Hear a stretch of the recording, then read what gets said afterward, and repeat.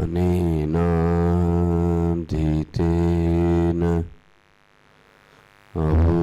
अहोरात्रान् सन्दधामि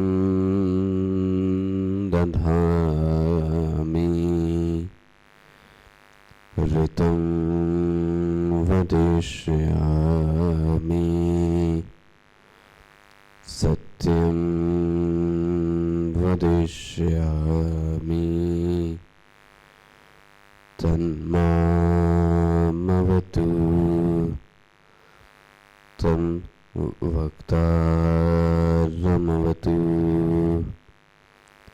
अवतु माम् अवतु वक्तारम्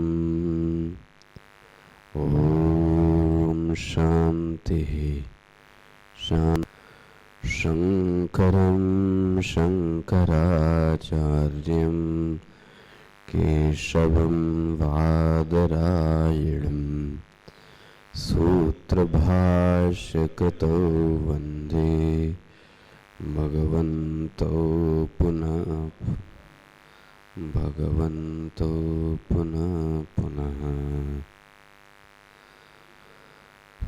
नमः श्री शंकरानंद गुरुपादाम्बुजन्मने सविलास महामोह ग्राहग्रासैककर्मणे तत्पादाम्बुजरूहद्वन्द्व सेवा निर्मलचेतसां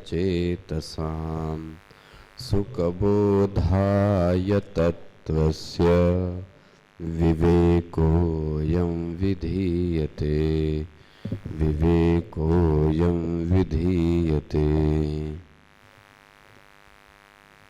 18वें श्लोक से पाठ करेंगे। तम प्रधान प्रकृतिस्तद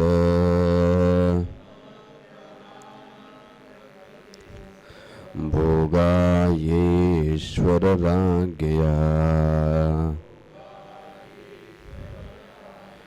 वियत्पवनतेजोऽम्बु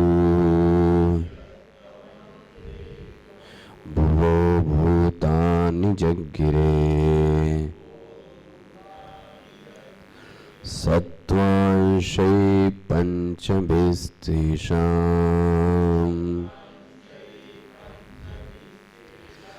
क्रमानिन्द्रियपञ्चकम्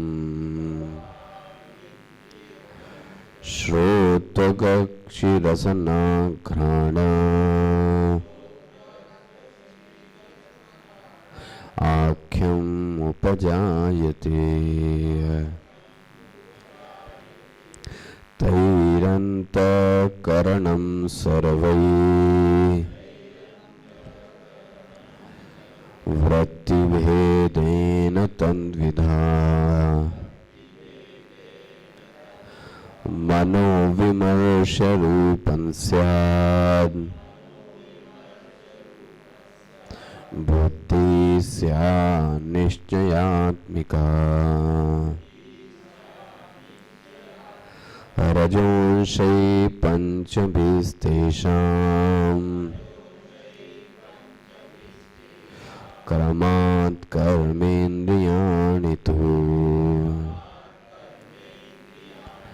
वाक्पाणिपादपायु उपस्थाभिधिनानि जज्ञिरे तैः सर्वैः संहितैः प्राणो वृत्तिभेदात् स पञ्चधा प्राणोपानो समानोश्च उदानं व्यानौ च ते पुनः उदानं व्यानौ च ते पुनः।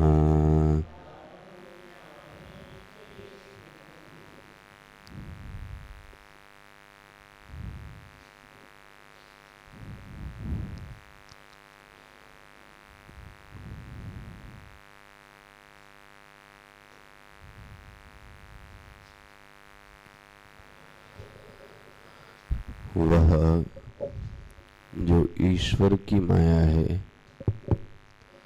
उसको बोला गया विशुद्ध माया, है ना, विशुद्ध सत्व की उपाधि से। जो जीव की उपाधि है उसको बोला गया मलिन सत्व की उपाधि से। विशुद्ध सत्व का अर्थ ये नहीं है कि उसमें रज और तम गुण नहीं है, अपितु सत्व की प्रधानता में रज और तम गुण भी निवास करते हैं। वहां भी रजोगुण और तमोगुण है, लेकिन प्रधानता किसकी है? सत्व गुण की। अच्छा, मलिन सत्व में व्यक्ति की प्रधानता सत्व गुण की नहीं है, इसलिए उसको क्या बोला गया? मलिन सत्व। मतलब सत्व डोमिनेटिंग नहीं है, जबकि विशुद्ध माया में, विशुद्ध सत्व में सत्व डोमिनेटिंग है। अच्छा जी, इसके बाद एक नया प्रकरण सृष्टि का चालू किया कि ये सृष्टि कैसे आई, कहां से आई, कैसे बनी। तो बोले सृष्टि का जो कारण है वहां देखना, कारण को दो प्रकार से कहा गया है। एक तो बोला गया निमित्त कारण, और दूसरा क्या बोला गया? उपादान कारण। बना ना? निमित्त कारण मतलब जो कार्य को, जैसे घड़े को किसने बनाया? कुंभकार ने बनाया, तो कुंभकारण क्या हुआ? निमित्त कारण। और मिट्टी कौन सा कारण हुई? उपादान कारण हुई। तमः प्रधान प्रकृति है। देखो जी, सत्व प्रधान नहीं है, क्या बोला? तमः प्रधान। तमः प्रधान प्रकृति से क्या हुआ? भोगे ईश्वर आज्ञा। ईश्वर की आज्ञा को पाकर, है ना, ईश्वर ने खुद नहीं किया, ईश्वर की आज्ञा को पाकर। क्यों पाया? बोले जीवों के भोग के निमित्त से ईश्वर की आज्ञा को पाकर तमः प्रधान प्रकृति ने सृष्टि की रचना की। फिर से बोल रहा हूं, तमः प्रधान प्रकृति ने ईश्वर की आज्ञा पाकर जीवों को भोग देने के लिए इस सृष्टि की रचना की। अब इस सृष्टि का निमित्त कारण कौन हुआ? देखो फंसा मामला। निमित्त कारण ईश्वर की आज्ञा हुई या? हाँ, निमित्त कारण ईश्वर की आज्ञा हुई या नहीं जी? जीवों के भोग।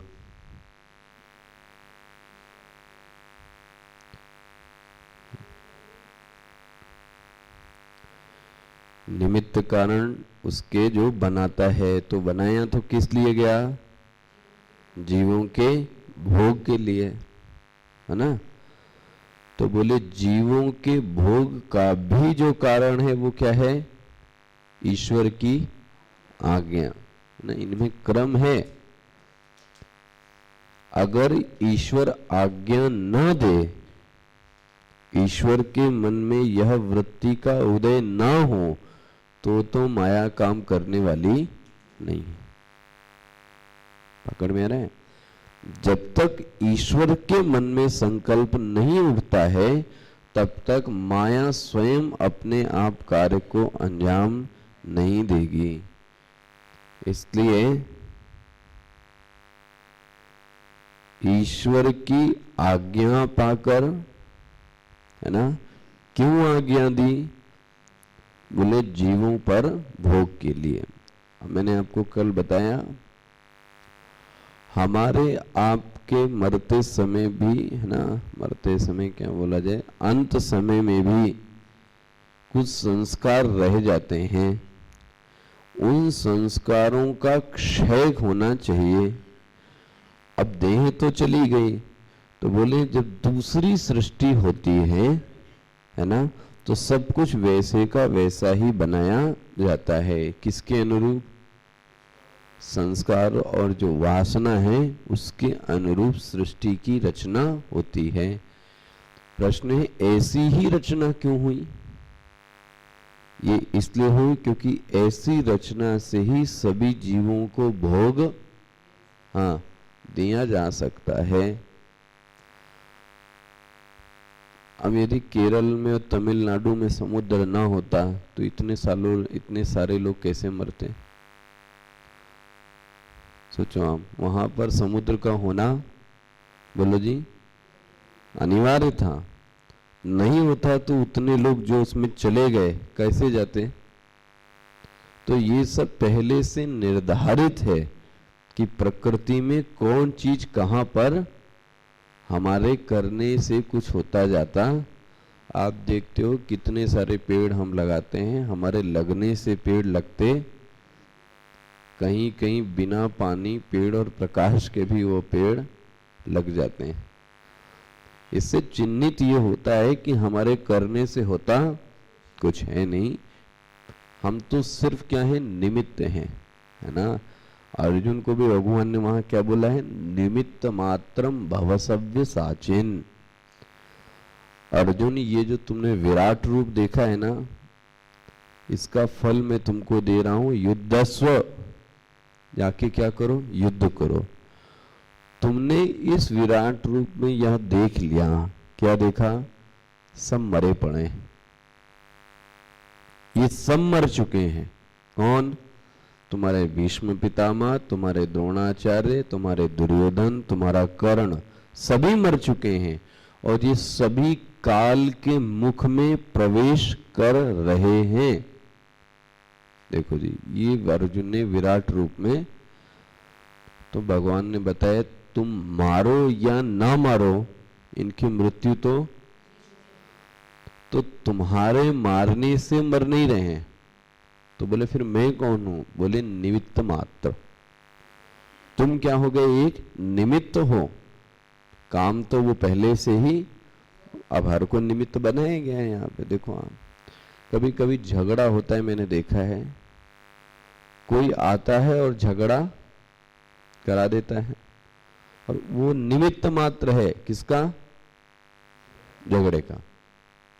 पकड़ में, झगड़ा होना चाहिए नहीं, न झगड़ा हो सकता है, लेकिन वो व्यक्ति ऐसा आके कुछ कर देगा कि क्या बन गया? निमित्त बन गया। लो जी, झगड़ा हो गया। अब वह निमित्त अच्छे के लिए भी हो सकता है और वह निमित्त बुरे के लिए भी हो सकता है। कोई कोई घटनाएं हमारे जीवन को अच्छा बना देती हैं, कोई कोई घटनाएं हमारे जीवन को बुरा बना देती हैं। खैर, तो समष्टि के जीवों के लिए, हाँ जी, समष्टि के जीवों के लिए ईश्वर के मन में एक संकल्प का, एक वृत्ति का, एक इच्छा का, एक अभिलाषा का, एक वासना का उदय हुआ। किसके मन में? ईश्वर के मन में भी। क्या उदय हुआ? इनको भाई कुछ फल दिया। यह एक समझदार शासक की निशानी है। जैसे मैंने कल क्या उदाहरण दिया, सर्दी आने वाली है तो आप अपने बच्चों की स्वेटर की तैयारी, अभी आई तो नहीं लेकिन पहले से ही तैयारी करते हैं नहीं। मान लीजिए मैं आपके यहाँ पर आने वाला हूँ, तो आप पहले से उसकी क्या करते हो? तैयारी करते हैं। उसी समय आप उनको बैठाल के सब्जी लेने जाओगे, आप क्या बोलोगे? समझदारी का काम तो नहीं किया। यह ईश्वर तो पूरी सृष्टि का संचालक है, तो इसको पता है कि मुझे भोग देना है तो कुछ न कुछ इंतजाम इनका करना पड़ेगा। अच्छा जी, आप बोले जाओ तमह अंश से यह जो दिखाई दे रहे हैं क्या बना दिया? आकाश, है ना? क्या बोल दिए? वियत पवन तेज अंबु भुवानी जग्गिरे। कल आप पूछ रहे थे ये सब सत्य वाला आकाश है, यह सब जो दिखाई दे रहा है ये सत्य वाला आकाश नहीं है, यह सत्य वाला सूर्य, यह महाभूतों का स्थूल रूप है। समझना, महाभूतों का स्थूल रूप है, महाभूतों का सूक्ष्म रूप तो हम इन इंद्रियों से पकड़ नहीं सकते। जैसे उदाहरण गंगा, जो गंगा आपने देखा है महाभारत में, गंगा कौन थी? एक स्त्री थी, लेकिन आपको स्त्री दिखती है? इसका मतलब उसके पीछे के जो देवी है वो आपको दिखती नहीं है। सूर्य, अब पता है सूर्य के पुत्र कौन हुए? कर्ण भगवान। ये कर्ण जी भी तो उन्हीं के पुत्र हुए। अच्छा, सूर्य ने ही अपना रथ दिया था इसको, पकड़ में आ रहा है? सूर्य को ही तो निगल लिया था किसने? पकड़ में आ रहा है? हाँ, नहीं नहीं नहीं, अर्जुन की बात नहीं कह रहा हूं, कर्ण को कह रहा हूं। कर्ण को तो रथ सूर्य ने दिया था ना, तो रथ कहां से देगा ये तो रथ क्या देगा? ये तो चमक रहा है। हाँ? नहीं नहीं नहीं नहीं नहीं, नहीं। इसके पीछे एक और जिसको बोलते ना, देखो जी, ये जो सत्ता है ये कौन सी सत्ता? आदि भौतिक। क्या बोलेंगे इसको? आदि भौतिक। लेकिन हर आदि भौतिक सत्ता के पीछे एक आदि दैविक सत्ता है। यहां समझ में आ रहा है? हर आदि भौतिक सत्ता के पीछे एक आदि दैविक सत्ता है, और वह आदि दैविक सत्ता हमको आंख से दिखती नहीं है। तो सूर्य के पीछे एक अधिदैव है, सूर्य के पीछे एक अधिदैव है, वह हमको और आपको दिखता। तो जैसे गंगा, नर्मदा जी को आप क्या बोलते हो? नर्मदा जी कुंवारी हैं, नर्मदा जी का विवाह, तो इन नर्मदा जी का विवाह होगा। इसका मतलब एक सत्ता कैसी है? आदि दैविक है, वायु देवता, है ना? तो ये समझ में आना है, यह पांचों जो दिखते हैं ये कैसे हैं? स्थूल महाभूत, सूक्ष्म महाभूत नहीं। अच्छा, तकनीक की बात बोल दूं,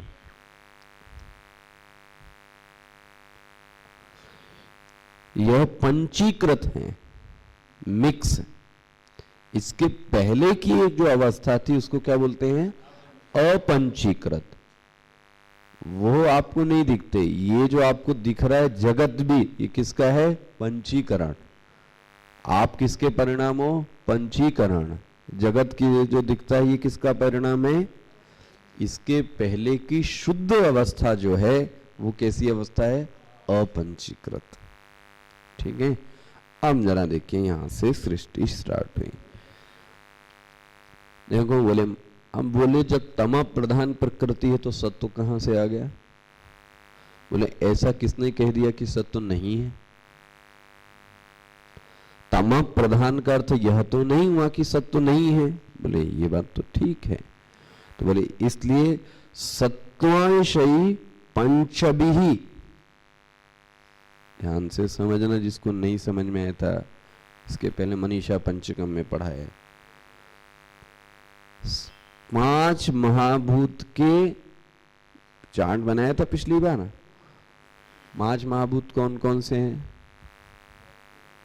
हाँ, आकाश, वायु, अग्नि, जल, पृथ्वी। मुंडी नीचे के भी पूछूंगा। इन पांचों महाभूत में कौन कौन है? बोलो जी। सत्व, रज, तम। मतलब आकाश में भी सत्व रज तम है, हाँ, वायु में भी सत्व रज तम है, हाँ, अग्नि, जल, पृथ्वी सब में। अब आकाश के सत्व अंश से एक इंद्री बन गई। लेकिन एक चीज याद रखना, जो गड़बड़ सड़बड़ करते हो, यहां पे क्या लिखा गया? सत्वांशैहि पंचभी तेषां क्रमात्। ये जो आप बोलते हो ना, कभी पृथ्वी बोल देते हो, कभी जल बोल देते हो, एकदम गलत है। आपको क्लास से बाहर कर देंगे स्वामी जी होते तो। क्रम से ही इनका उत्पत्ति हुई, ये नहीं कि पहले कोई आ गया पहले कोई आ गया। अगर में आ रही है, इसलिए शब्द जान के लिखा है क्रमात्। कहां लिखा है? मिला? क्रमात् इंद्रिय पंचकम। 5 इंद्रियां पैदा हुई। पहली इंद्रिय कौन सी? आकाश इंद्रिय हुई। आकाश पंच महाभूत के सत्व अंश से कौन निकला? श्रोत। याद रखना इसका क्रम, भूलना नहीं। आकाश के बाद दूसरा महाभूत कौन सा है? वायु। तो वायु के सत्वंश से क्या निकला? त्वक। त्वक मतलब ये त्वचा, ठीक है। फिर अग्नि। अग्नि के सत्वंश से क्या निकली? रूप, आंख, चक्षु। जल के सात्विक अंश से रसने, जीभ। और पृथ्वी के सात्विक अंश से, हाँ जी, घ्राणेन्द्रिय, नासिक। बन गया? अब आप इसको क्रम से जरा बोलो। महाभूतों के क्रम क्या है? आकाश, वायु, अग्नि, जल, पृथ्वी। अच्छा, पंच इंद्रियों के भी क्रम क्या होंगे? श्रोत, त्वक, चक्षु, रसना, घ्राण। अब उल्टा सीधा कभी मत बोलना। क्या बोलोगे? श्रोत, त्वक, चक्षु, रसना, घ्राण। इसको अब परिभाषा ही मिलन। क्या? श्रोत, त्वक, चक्षु, रसना, घ्राण। बन गया? अच्छा जी, इसमें तो मनन करने लायक बहुत है प्रश्न। ये सत्व अंश से निकली, इसका प्रमाण क्या है? बोलो जी। एक तो पहला प्रमाण श्रुति। श्रुति, वेद ये चीज आपको बता रहा है, तो पहला प्रमाण तो क्या हो गया? श्रुति। दूसरा युक्ति। अब आप जरा देखो, ये ज्ञानेंद्रियां कैसी हैं? सूक्ष्म है। तो इनका जो कारण भी होगा वो भी कैसा होगा? सूक्ष्म ही होगा। यदि कार्य सूक्ष्म है तो कारण भी क्या होना चाहिए? क्लियर हो रहा है? यदि इनसे ज्ञान होता है, किनसे? तो ज्ञान का लेना देना तो किससे है? सत्व से। मान लो हम रजस से मान लें। अच्छा, आकाश के राजसिक अंश से कान की उत्पत्ति हुई, इसमें बाधा क्या है? क्या बाधा है? आकाश के राजसिक अंश से कान की उत्पत्ति हुई, इसमें बाधा क्या है? देखा, घूम रहे उधर उधर कहीं। क्या बाधा होगी? आकाश के राजसिक अंश से यदि कान उत्पत्ति हुई, तो कान तो फिर शब्दों को सुन क्यों नहीं सकता? क्योंकि सत्व में ही ज्ञान की सत्व में ही ज्ञान की सामर्थ्य है। रजस में ज्ञान की सामर्थ्य नहीं है, इसलिए सिद्ध होता है कि सत्व अंश से ही ज्ञानेंद्रियां निकली हुई हैं। क्लियर हुआ? अच्छा, अच्छी बात एक और है, अब हम यही क्यों माने कि आकाश के सत्व अंश से कान निकला?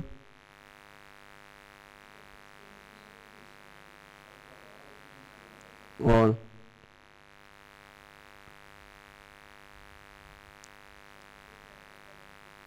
बुद्धि लगाओ जरा, ये सब मनन। आकाश से ही क्यों मानूं मैं आकाश से त्वचा को जोड़ देता हूं, क्या दिक्कत है? आकाश के सत्व अंश से त्वचा को जोड़ दूं तो क्या दिक्कत है?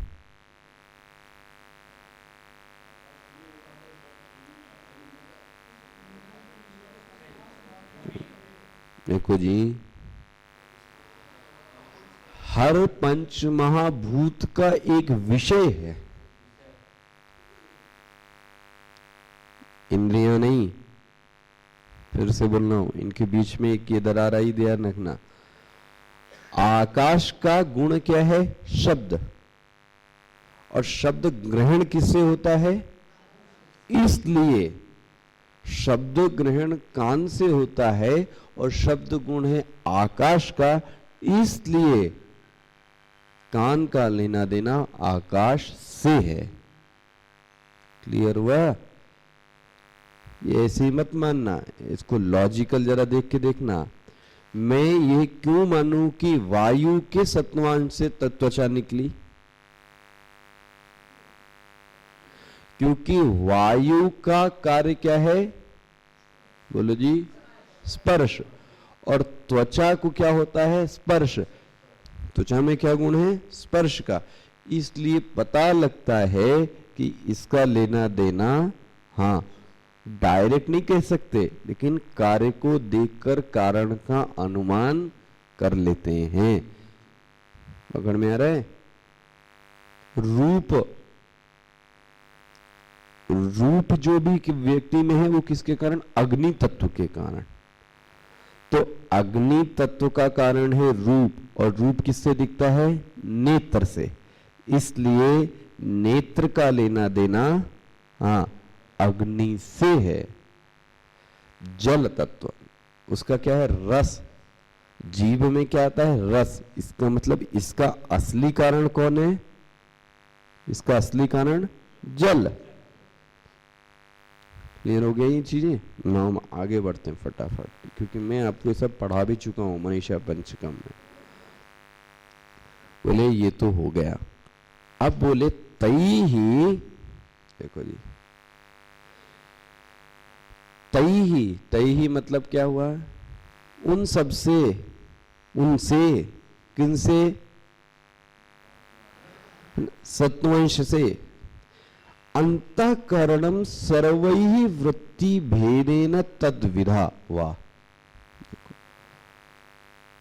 अब बोले अंतःकरण का निर्माण हो गया। अब यहां अंतःकरण को चार नहीं माना गया है, यहां पे क्या लिखा है? द्विधा। अंतःकरण की दो वृत्तियां हैं। फिर से बहुत ध्यान से, अंतःकरण एक है, अंतःकरण एक है, वृत्ति कितनी है उसकी? मतलब क्या हुआ? अंतःकरण एक और वृत्ति दो, मतलब वृत्ति मतलब आप ये मत समझना वही वृत्ति, बस। वृत्ति का अर्थ होता है वर्तनम, फंक्शन। अंतःकरण दो रूप से फंक्शन में मेनली माना जाता है। कौन कौन सा? संकल्प, विकल्प और निश्चयात्मिका। हो गया? क्या बोला यहां पे? तैहि अंतःकरणम सर्वैहि वृत्ति भेदेन। देखो जी, वृत्ति के भेद से ये दो प्रकार का है, बस। सर्वैहि वृत्ति, सभी वृत्तियों को जोड़ लो आप। तो सिर्फ 2 वृत्तियां प्रमुख हैं। बोले कौन कौन सी हैं? बोले मनोहो विमर्श रूपम स्यात्। मन का काम क्या है? विचार विमर्श करना ना, संकल्प और विकल्प। लेकिन बुद्धि स्यात् निश्चयात्मिका। बुद्धि क्या करती है? निश्चय करती। अंतःकरण एक है, उसकी वृत्तियां 2 हो गई। 2 वृत्तियां कौन कौन सी? एक तो विमर्श, संकल्प और विकल्प। दूसरा क्या हो गई? निश्चयात्मिका हो गई। आगे बढ़ूं इसको पढ़ाने से, और आप पढ़ चुके हो ये सब। Now next. अब बोले लेकिन आपको एक बात ये याद रखी ना, वो मैंने अच्छा बोली कि आपको जो कान है इससे हम स्पर्श को महसूस नहीं कर सकते। पकड़ में, स्पर्श से कान को नहीं सुन सकते। हालांकि दोनों में क्या है? सत्वगुण है। सत्वगुण लिमिटेड अपने अपने रूप में गए हैं, याद रखना। कान जो आकाश का सत्व अंश है वो कान में गया है, तो आकाश क्या कह गए? मेरा सत्व अंश सिर्फ कान में ही काम करेगा, त्वचा में। देखो जी, इसलिए आप सुन त्वचा से नहीं सकते। किससे सुनोगे? इसको बोला गया पंच विषय स्व-विषये शूरा। विषये, अब विषय अपने अपने क्षेत्र में क्या होते हैं? शूरवीर होते हैं। वो सिर्फ अपना ही काम करेंगे, दूसरे का काम नहीं। कान बोलेगा हम जरूर सत्वंश से हैं, नाक भी बोलेगी हम सत्वंश है। लेकिन आप सोचो नाक कभी कान का काम कर ले और कान नाक का? बोले नहीं, हम तो अपने अपने महाभूत के एक अंश से बने बस। लेकिन अंतःकरण क्या हो गया? अगर मैं आपको प्रेम करूं या मारूं तो आपके मन में क्या हुआ? मैं मारता हूं पैर में, आपको पता कहां लग गया? ये कैसे पता लग गया? इसका मतलब पैर का लेना देना। में आंख में किरकिरी पड़ गई आपके, तो पता किसको लग गया? कैसे पता लगा? तो बोला गया ये जो है ये समष्टि मतलब पंच महाभूतों के सात्विक अंश से मिलके बना है। ध्यान रखना, ज्ञानेंद्रियां कैसे बनी है? एक एक अंश से। अब इन लोगों ने क्या किया? डोनेशन कलेक्ट किया। कैसे? आकाश से कुछ लिया, अग्नि से लिया, जल से लिया, पृथ्वी से लिया, वायु से लिया, और सब से कलेक्ट करके क्या बना दिया? अंतःकरण। अब इसलिए अंतःकरण में सभी महाभूतों के गुण आ गए कि नहीं आ गए? अब कहीं भी दर्द हो, लेकिन ये अंतःकरण तो सबसे जुड़ा हुआ है कि नहीं? पकड़ में, इसको क्यों सबका भान है? क्योंकि सभी के सत्वांश से मिलकर बना है। कान को ज्ञान क्यों नहीं है नाक का? क्योंकि वो तो एक ही अंश से बनी है, लेकिन अंतःकरण सभी के अंश से मिलके बना है। ठीक है, अच्छा जी, अब आइए रजो अंशैहि पंचभीज तेषाम। और इसमें भी क्या है? क्रमात्। देखो कैसा है? क्रमात्, क्रम से बोले देखना। क्या है? वाक किसका राजसिक अंश है?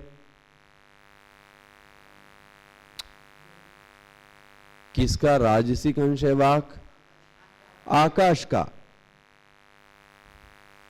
आकाश का राजसिक अंश से क्या बन गई? वाक। वायु के राजसिक अंश से क्या बन गई? पानी। जल के है ना आकाश, वायु, अग्नि। अग्नि के राजसिक अंश से पाद, फिर जल के सात्विक अंश से है ना उपस्थ, और जो आप जननी इंद्रिय जिसको जो बोलते हुआ ना, वाक, पाणी, पाद, उपस्थ, अभिधानानि। अभिधानानि मतलब इनके नाम हैं। तो वाणी, हाथ, पैर, गुदा और लिंग, है ना, बन गए 5। यहां देखना इनका भी क्रम है, वाक, पाणि, पाद, उपस्थ, जननेन्द्रिय। क्लियर हो गया? कैसे बोलोगे इसको? वाक, पाणि, पाद, उपस्थ, जननेन्द्रिय, सूत्र हो गया। किसके अंश से बने? पर अब इनमें ज्ञान की सामर्थ्य नहीं रह गई। मैं क्या बोल रहा हूं ये मुंह को नहीं पता, हाथ क्या कर रहा है ये हाथ को नहीं पता। क्यों नहीं पता? क्योंकि ये सब सत्व अंश से, किस अंश से बने? राजसिक अंश से। तो राजसिक अंश तो क्या कर सकता है? कर्म कर सकता है। तो ये लोग क्या करते हैं? कर्म करते हैं। वाक, पाणी, पाद, उपस्थ, जननेन्द्रिय, इनमें कोई ज्ञान नहीं है। उनमें सब में क्या है? सुनते किस चीज से? तो ज्ञान होता है कि नहीं होता है? सुनने से क्या होता है? देखने से क्या होता है? टच करने से क्या होता है? चखने से क्या होता है ना? इनसे ज्ञान हो रहा है, लेकिन हाथ से कोई ज्ञान, पैर से कोई ज्ञान, उपस्थ से कोई ज्ञान, जननेन्द्रिय से कोई ज्ञान, कुछ नहीं। इनमें ज्ञान को ग्रहण करने की सामर्थ्य, इनमें को ज्ञान ग्रहण करने की सामर्थ्य है। इसलिए व्यक्ति एक बार हाथ कटवा सकता है, पैर कटवा सकता है, लेकिन आंख निकलवाना पसंद, देखे हमने, कान निकलवाना पसंद क्यों? ज्ञान, उसकी ज्ञानेंद्रियां बनी रहे, एक बार भी कर्मेंद्रियों का त्याग क्या कर सकता है? वो कर सकता है। अच्छा जी, अब इसके भी आ जाइए। तई सर्वे संहितैहि, अब देखो इन सब के राजसिक अंश से सब, जैसे क्या बन गया था वहां पर? अंतःकरण। सबने कलेक्ट किया राजसिक अंश और क्या बना दिया? पंच प्राण। मिल गया श्लोक है? तैहि सर्वैहि सहितैहि प्राणो वृत्ति भेदात पंचदा। देखो जी, प्राण एक है, प्राण, लेकिन वृत्ति भेद से कितने हो गए? अंतःकरण कितना है, लेकिन वृत्ति भेद से कितना हो गया? अब बोले प्राण एक है, लेकिन भेद कितने हो गए इसके? 5। बोले कौन कौन से? प्राण, अपान, व्यान, समान, उदान। तो हमने कहा प्राण तो मेन हो गया। अब बोला गुदा आदि अधोभाग में रहकर जो मलमूत्र का विसर्जन करता है उसको क्या बोलते हैं? अपान। जो अन्न को पचाता है उसको क्या बोलते हैं? समान। उदान क्या करता है? मन और बुद्धि को जो शक्ति देता है उसको क्या बोला गया है ना? और आखिरी कौन सा बचा? व्यान। ये जो धमनियों में रक्त बहता है ये किसके कारण है? व्यान के कारण। ये सब चला किसको रहे हैं? शरीर को। ध्यान रखना, सब प्राण के ही भेद हैं। प्राण कितना है? एक। काम कितने तरीके से करता है? 5। इसलिए वृत्ति भेदात पंचदा, वृत्ति के रूप से कितने हो गए? 5। लेकिन एक्चुअली में प्राण कितना है? एक। अंतःकरण है कितना? एक। लेकिन वृत्ति के हिसाब से 2। और अब नंबर आता है सूक्ष्म शरीर का।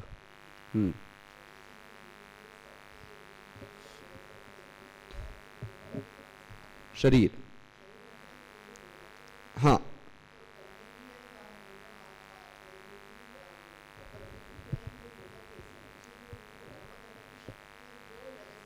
वो आदिदैव है, वो आप नहीं देख सकते। हाँ भाई, राजसिक देवता होते हैं कि नहीं होते? तामसिक देवता भी तो होते हैं और सात्विक देवता भी। अब उज्जैन के जो आपके पीते शराब, वो देवता कैसे हैं? तामसिक देवता हैं। तो इनके जो देवता हैं वो कैसे देवता माने जाएंगे? कर्मेंद्रियों के देवता राजसिक।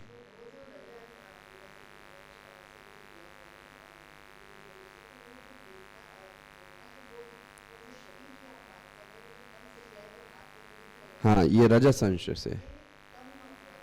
नहीं नहीं नहीं नहीं नहीं नहीं नहीं, नहीं। ये फिर से सुनेंगी, तमा प्रधान बोला है। शब्द आपने उनका पहले देखा, जब ये बंटवारा ही चालू किया है तो मास्टरी किसकी है? मास्टरी किसकी है? इनका जो लीडर है वो कौन होगा? लेकिन तमा प्रदान होते हुए भी कुछ कुछ अंग हमारे किसके होंगे? सत्व के होंगे, रज के भी होंगे और तम के भी होंगे। अच्छा, आप ये जो शरीर कह रही हो, ये किस शरीर की बात कर रही हो? हाँ,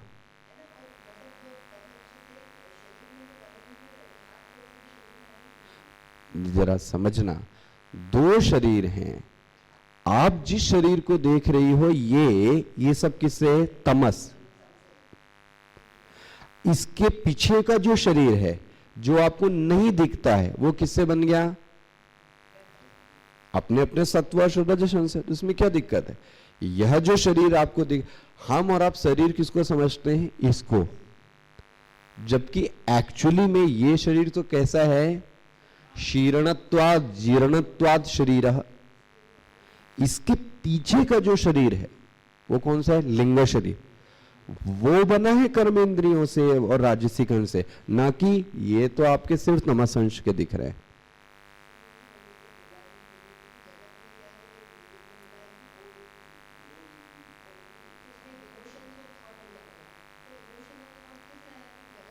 वो कभी बाद में डिस्कस कीजिए, वो उसका बहुत चार्ट है, उसको ओईटी से ही एक मत पकड़ो, उसका पहले पूरा चार्ट का अध्ययन करो, फिर ओईटी की बात करो। एक ही शब्द से कैसे न्याय करोगे?